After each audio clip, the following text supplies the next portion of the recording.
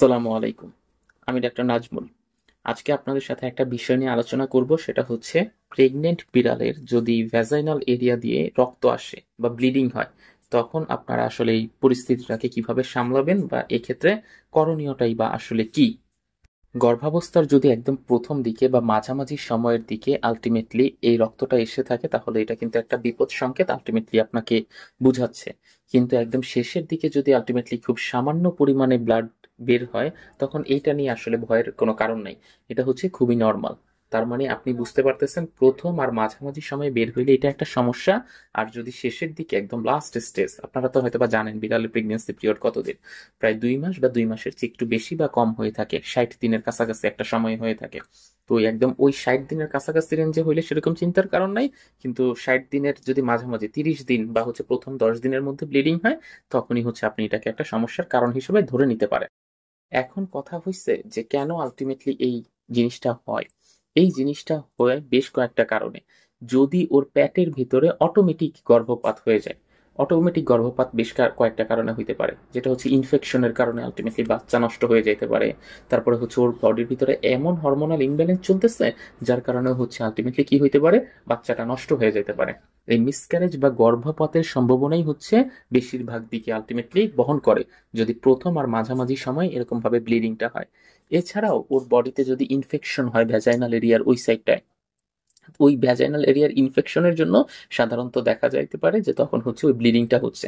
ওই ক্ষেত্রে আবার মিসক্যারেজ নাও হইতে পারে, যে বাচ্চা ঠিকই আছে, শুধু ভ্যাজাইনাল এরিয়াতে ইনফেকশনের জন্য আলটিমেটলি এটা তৈরি হয়েছে। আবার কোনো কারণে যদি আঘাত টাঘাত পায়, তখনও আলটিমেটলি এটা তৈরি হইতে পারে। আর প্রসবের সময় না আসলেও প্রসবের চিহ্ন শুরু হইতে গেলে তখন হচ্ছে আলটিমেটলি মানে প্রিম্যাচিউর লেবার, যেটা হচ্ছে কয়েকটা বিড়ালের ক্ষেত্রে দেখা যায় 50 দিন বা 52 দিনের দিনই আলটিমেটলি ওদের প্রসব ব্যথা শুরু হয়ে যায়। মানে ইম্যাচিউর বেবি ওরা এখন জন্ম দিবে। ওই ক্ষেত্রগুলাতে আলটিমেটলি এই ব্লিডিং হইতে পারে। তো এই হচ্ছে মোট ওভারঅল একটা কারণ, যে কেন ওই ভ্যাজাইনাল এরিয়া দিয়ে ডিসচার্জ হয়। মিসক্যারেজের জন্য হইতে পারে, ভ্যাজাইনাল এরিয়া কোনো ইনফেকশনের জন্য হইতে পারে, কোনো কারণে যদি আঘাত পায় বা কোনো কিছুর সাথে ধাক্কা লাগে তখন হইতে পারে। আর যদি প্রিমেচিউর লেবার হয়, তখন প্রিমেচিউর লেবারের ক্ষেত্রে সাধারণত এই জিনিসটা হইতে পারে। এখন কথা হচ্ছে কখন আপনি খুব বেশি চিন্তিত হবেন বা কখন আপনার চিন্তার কারণটা খুব বেশি হবে। যদি দেখেন একদম গাঢ় ব্লিডিং হচ্ছে, মানে একদম টাটকা ফ্রেশ ব্লাড যেটাকে আমরা বলি, সেটা যদি হয়, তাহলে আপনি বুঝে নেবেন যে সমস্যা বেশ ভালোর দিকেই যাচ্ছে, মানে খুব ভালো রকম ভাবে সমস্যা হচ্ছে। 2 নাম্বারটা হচ্ছে যদি পুজ বা দুর্গন্ধযুক্ত তরল আসে, সেটাও আলটিমেটলি প্রেগনেন্সির কমপ্লিকেশনকে ইঙ্গিত করে।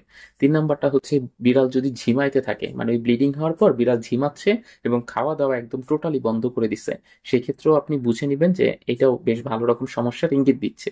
আর যদি প্রসবের সময় না হলেও ব্লিডিং শুরু হয় এবং সেই ব্লিডিং চলতেছে, এটা থামতেছে না, যে অল্প একটু ব্লিডিং হয়ে থেমে গেছে এরকম না, ব্লিডিংটা চলতেছে, এরকম যদি হইতেই থাকে, তখন আপনি এটাকেও একটা সমস্যার কারণ হিসেবে ধরে নিতে পারেন। এখন বুঝলাম তো কেন সমস্যাটা হয়, কখন আমরা খুব বেশি পরিমাণে আসলে চিন্তিত হইতে পারি। কিন্তু আমরা আসলে এই সময়টাকে নিজেরা কি করব, মানে বিড়ালের যত্নটা আসলে কিভাবে নিব, চলুন সেই বিষয়টা সম্পর্কে একটু জেনে আসি।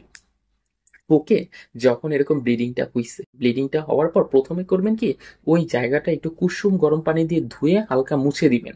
মুছে দেওয়ার পরে ওকে একটা খুব আরামদায়ক স্থানে, মানে হচ্ছে একটু হালকা গরম উষ্ণ আর নিরিবিলি একটা স্থানে নিয়ে হচ্ছে ওকে রেখে দিবেন। যখন ও ওই গরম আর নিরিবিলি স্থানে থাকবে এবং ওকে যেন কেউ বিরক্ত না করে সেদিকে হচ্ছে লক্ষ্য রাখবেন। সবচেয়ে বেশি ভয়ঙ্কর দিকটা কখন জানেন, যখন কিনা ও খাবার দাবার একদম টোটালি অফ করে দিবে। এইটা করলে হচ্ছে আপনি বুঝে নেবেন যে তার মানে কমপ্লিকেশন অনেক বেশি খারাপের দিকে আলটিমেটলি যাচ্ছে। আপনি চাইলে ওর পেটের উপর একটু হাত দিয়েও কিন্তু অনুভব করতে পারেন যে বাচ্চাটা কি আলটিমেটলি নড়াচড়া করতেছে কিনা। আর যদি আপনার কাছে খুব বেশি সন্দেহ লাগে যে বাচ্চাটা মরে গেছে বা কোনো ধরনের কমপ্লিকেশন খুব বেশি হয়ে গেছে, তাহলে আপনি একজন ভেটের সাথে কনসাল্ট করতে পারেন।